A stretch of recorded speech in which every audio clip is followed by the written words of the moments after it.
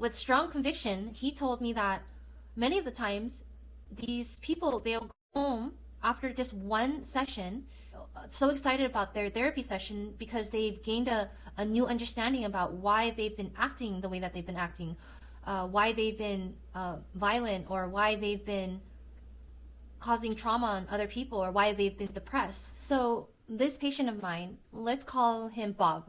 1 week prior to him and I meeting, he was diagnosed with cancer. So yeah, the news was really saddening. I mean, it was so abrupt. It had only been mentioned to him 1 week prior. So he was just digesting all of these new emotions and feelings and reflecting on his life. And unfortunately, he was a very smart man, and he knew the prognosis of this type of tumor, especially if it's found in multiple areas of his body. The prognosis is poor. He kept saying to me that he knew the end was going to be near. He just didn't know how long, and that he just had a lot to look forward to. So in times like these, I try not to focus on the prognosis of whatever saddening news that my patients are given. I try to focus on their accomplishments, their achievements in life, things that they're passionate about, because they have a lot to share. I mean, you go through your whole life and you spend however long working at and dedicating your time to something that your soul and your heart desires. So I wanted to learn about Bob. I wanted to know who Bob was, what were his accomplishments in life, what did he value in life, what was he passionate about. And let me tell you, I love people who are passionate about something in life, anything. It could be the most simplest thing, I don't know, passionate about pens. And if you can tell me or explain to me why you're so passionate about pens, I'm going to be in awe, because there's something about it that you see through your lens that I don't see. And it's almost inspiring, whatever it is that a person is passionate about. So after we discussed what was medically wrong with him and he was able to explain his condition to me, I always like for my patients to talk about how they feel about their sudden news or their current condition, because it helps to get things off of your chest, to vent, to share your inner thoughts, your fears. So I asked Bob, I said, how do you feel about the sudden news that you've been given? And to be honest, my first encounter with him, he was such a happy person. He was very thankful. His demeanor, he always smiled, and he was a great listener. As much as I asked him questions, he asked me questions, and we allowed for one another to speak, which is great, because when you can have a conversation with someone who is just as interested in you as you are in them, it allows for really good banter. And I've always loved talking to people when they had theories in their lives or life experiences that they taught me something. It's just the best. It's just the best scenario when someone is willing to teach you a life lesson, right? And in this case, he taught me a few life lessons that really stuck to my heart. He explained to me that he wasn't scared about his current condition. He felt that his belief in God and his belief that God spoke through him and was guiding him every day in his life, that he wasn't scared. Whatever he had gone through in his past made him who he was today, and whatever encounter he was going to be faced with was God's challenge to him. And he said to me that sometimes in life you have to be put through a challenge in order for you to teach others, in order for you to truly understand a situation before you can inspire others. With so much conviction and passion about what his mission in life was, he was ready for the next one, because he felt it in his heart that he was led in every step of his life to that point that I had met him with no regrets, and that the next step that was coming towards him was his fate, and he was destined for it. And in his past, he always had put 110% in what he felt his calling was. And I'll tell you in a bit exactly what his mission in life was. And trust me, with the look on his face and the lines in his eyes when he spoke about it, I truly felt this man's dedication and passion for the mission in life that he was provided. A person's outlook in life, or their outlook of their past and the present, is pretty much determined by the label that you put on it. I'm sure Bob lived a difficult life at some point. I'm sure he's had struggles in his life. But you know what? That wasn't even his focus.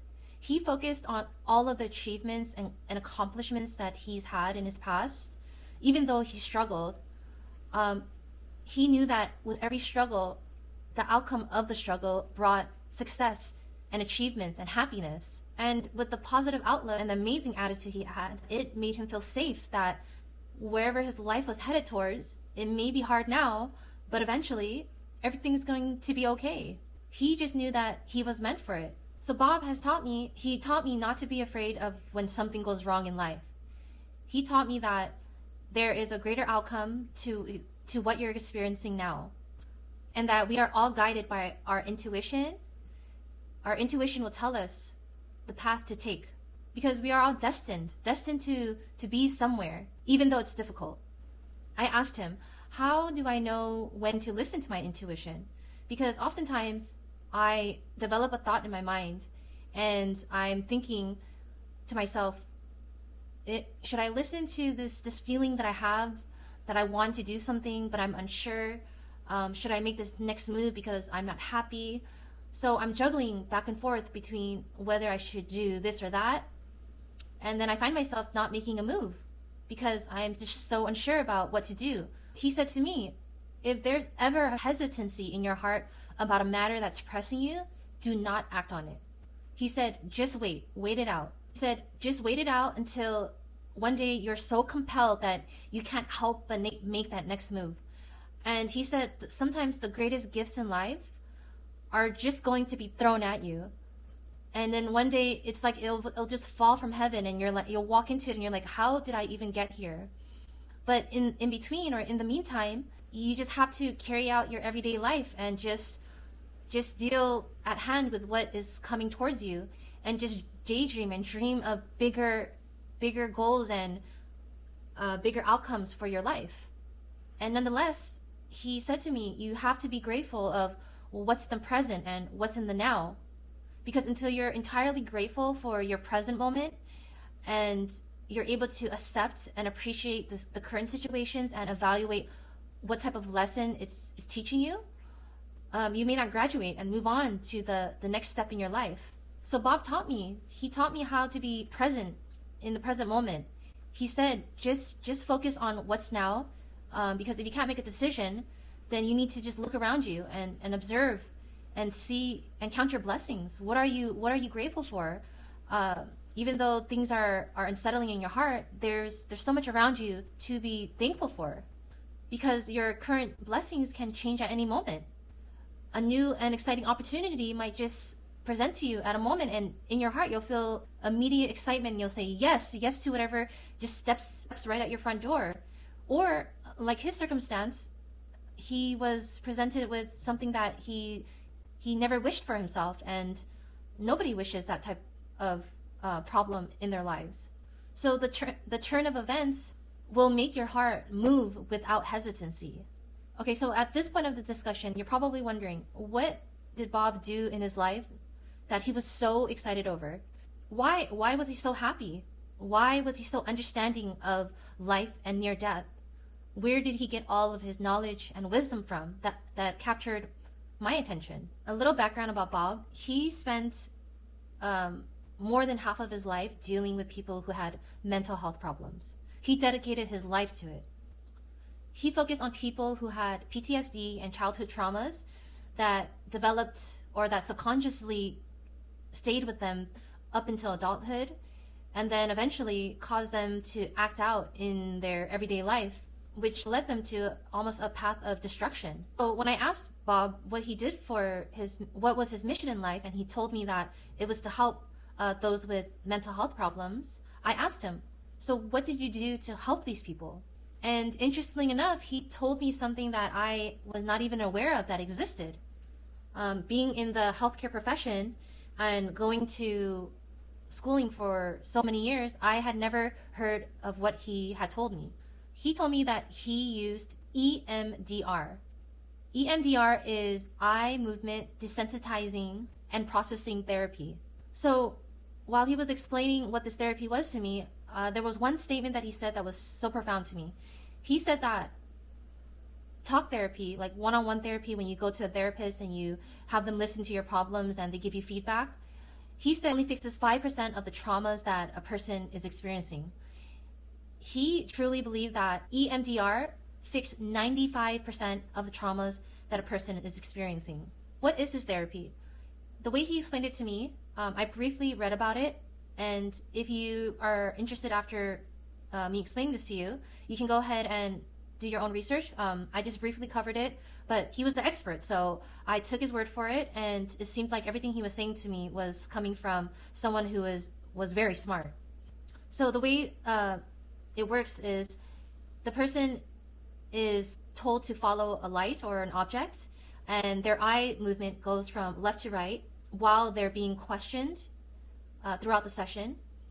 And while their eyes are moving left to right, they're told to answer the questions. And with those questions, they don't even need to fully disclose why they're feeling hurt inside. They don't need to use their brain to evaluate what their current state of problem is. But by doing that eye movement, it causes the subconscious to evaluate something that's hurt them deep down inside. And subconsciously, by answering these questions, it unlocks that part in their life that was carried through into adulthood that affected their present day.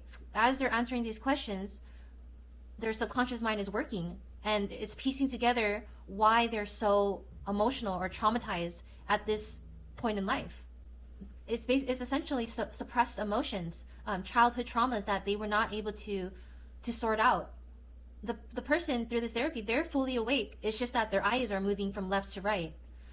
And with strong conviction, he told me that many of the times these people, they'll go home after just one session and they'll come back so excited about so excited about their therapy session because they've gained a new understanding about why they've been acting the way that they've been acting, why they've been violent, or why they've been causing trauma on other people, or why they've been depressed. They've all of a sudden found an answer just after one session because he was so convinced, or he convinced me that this type of therapy was so effective. He did tell me that after the session, usually people feel sad or confused 1 to 2 days or a few days after because maybe their brain is processing exactly what is processing the questions that had been asked during the therapy. But eventually, the brain will rewire itself and provide answers to questions that it's been confused about. And he said people come back happier than ever and just more settled in their heart because they finally feel at ease. They finally feel comforted from whatever unsettling feeling that they've had. Even though this type of therapy works on many people with just one session, people who suffer from a lot of traumas or a lot of emotional baggage, they may need multiple sessions. So it depends, according to him, on the person. But he, again, was so convinced he convinced me that it's incredibly effective, and not a lot of people talk about it. I definitely have not heard about it in my program in nursing school or in my nurse practitioner program. And, I was truly amazed by this therapy. I want to share it with people or you guys who potentially need help in your life. And if you can find a practitioner who is offering this therapy, he said it's usually not covered by your insurance. It is pricey, but, he told me that if you can solve your problems with just one session with X amount of price, rather than go to a talk therapist and pay multiple payments to understand why you're facing these problems, then paying one lump sum of a payment may be like a better bang for your buck. So Bob taught me that the subconscious mind is incredibly powerful. We can harbor a lot of pain and pent-up emotions that need to be sorted out, and we don't even know that the problem exists on a daily basis. It exists, and we're projecting it every day onto other people or acting out because we're we're unsure of something deep down inside or subconsciously in our brain, EMDR may be the option for you. Because if you're feeling depressed on most days and you don't even know it, or you're having anxiety, or you're doing habits that are not beneficial to you or those around you, and you're hurting people, and you're being told this consistently, maybe using this type of therapy, you'll be able to determine exactly why you're feeling this way. So I'm personally not a licensed therapist, but because he's been studying this for over 20 years or so, I'm convinced that he has something credible to say. And not only that, I just love that this type of therapy is not like the conventional therapy.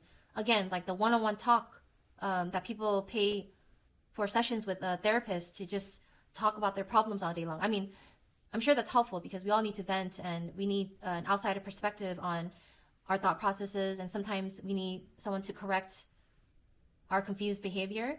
But if there is something that's causing you to act disruptive or making you depressed or anxious every day and you don't know why you feel that way, or you're trying to understand a trauma in your life and how it affects you, maybe taking medications that the Western psychiatrist would give you or talking to a therapist is not enough. Maybe using this therapy would be beneficial to you. Because then again, just taking medications to suppress the problem, whether it's a mental health problem or a medical problem, it's not going to help the situation. We need to get to the root of the problem. Because in healthcare, many of the times, the root of the problem for people who are not healthy is usually unhealthy diet and lack of exercise. In my YouTube videos, I emphasize a lot on staying away from sugar, just having self-control, staying away from processed foods, making sure that we exercise at least every day, at least like 30 minutes to an hour every day, making sure that we go out in the sunlight because natural light is very healing to our cells and our body.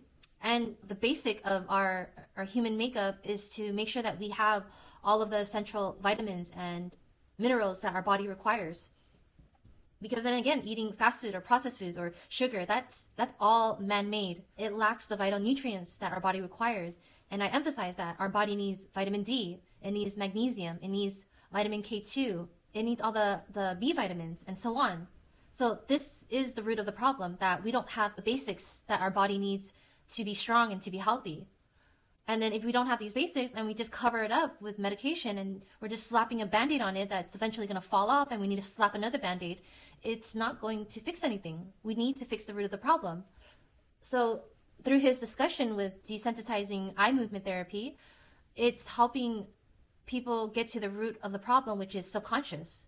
So I was very happy that Bob taught me about this new psychotherapy method that doesn't require much and can help a person reevaluate their lives. And I hope that by sharing it with you, you'll do some personal research if you feel that you really need it, if you have some unanswered questions in your life. So as we continued our discussion throughout the day, I mean, he told me so many stories that I want to share with you, but this video is going to end up being hours and hours long. He did say something else to me that was inspirational. He said to me at one point, he even said, "I do want to mention something to you, and please take this to heart." And I said, "What is it, Bob?" And he said to me, "Please don't ever stop sharing your stories." And I was thinking, okay, him and I have discussed our stories. We've had our really nice banter talking about the lessons that I've learned in life and reflecting it off of his. And I said, what do you mean by that, Bob? What do you mean don't ever stop sharing my stories? He said that just by speaking about our personal stories, our real life experiences, our personal trial and errors in our life, that somebody is going to listen. Whether they speak to agree or disagree, a person will listen and will absorb the information and hopefully or potentially become inspired by the story. So this has taught me that each of us, every individual on this earth, lives a unique life experience, and that we are all capable of teaching one another or inspiring one another as long as we're allowing ourselves to be seen. It made me cycle back to me having this channel on YouTube about healthcare and my research and experiences, not knowing who's going to listen to me. Yeah, I'm not too sure, not knowing who's going to listen to me and not caring who listens to me, because at some point I'm going to impact somebody's life, because this is my passion in life. I read things and I find it incredibly interesting. I think that what I read is going to make a big difference because I feel the difference when I make the changes that I speak about in terms of healthcare. And I also witness the difference in people when they've made these changes. I know that the outcome of our lives cannot be determined. I know that no matter how much you try to be the healthiest person and to be the best person, that our lives can turn for the worse or turn for the better. We don't know, because the healthiest person who thought they were the healthiest person can develop cancer. I mean, Bob, he didn't expect himself to develop cancer, and I'm sure he felt that his mission in life to give back to people who had mental health problems was going to reward him. But I think that the most fulfilling part, and I think you become the happiest person when you know that you've given your 110% into your passions and giving back to the world, as well as taking good care of yourself. We all have a sense of what's good and bad. So if we uphold ourselves to do good every day, to be able to reflect on the amount of good that we've done, whatever happens in the present moment, whether good or bad, we will look back and feel whole. And I think that's exactly what Bob went through. He looked back in his life and he knew that he put 110% in his career, in his passion, in what he gave to people. And that's why he felt that he could move forward, because no matter how much he gave and no matter how healthy he was, no matter how good of a godly person he was faced with this new dilemma in his personal life, and he was ready for it because he felt complete. So I just hope you as the viewer can appreciate this present moment in your life and give 110% of yourself to whatever you love and enjoy in your life, and walk with it proudly on your shoulder. Hold on to that thought, that very happy thought, that dream of yours, and ride it to the sunset. Because your current moment may not be giving you the outcome that you desire, but then again, Bob said, there's a lot to appreciate in this present moment. And you can just continue to daydream about a better outcome that you want for yourself.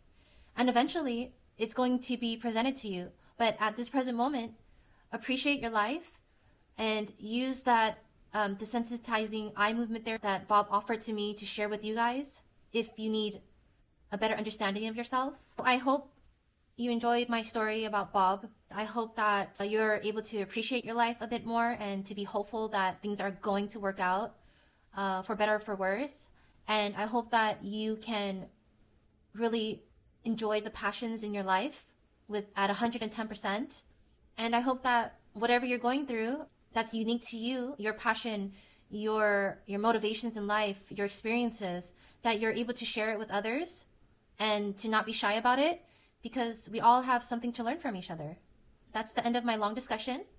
I hope you enjoyed how Bob has impacted my life. Yeah, and if you like the story, feel free to come back and listen to my future patient nurse experiences and my self-reflection on what I gain from my patients when I go into the hospital. And if you're not interested in these stories, feel free to subscribe just to get really interesting facts about healthcare that you may be able to use in your life and to hopefully become healthier. Don't forget to share your thoughts and comments below. I'd love to hear it. And I just hope that you guys stay healthy and safe. Bye!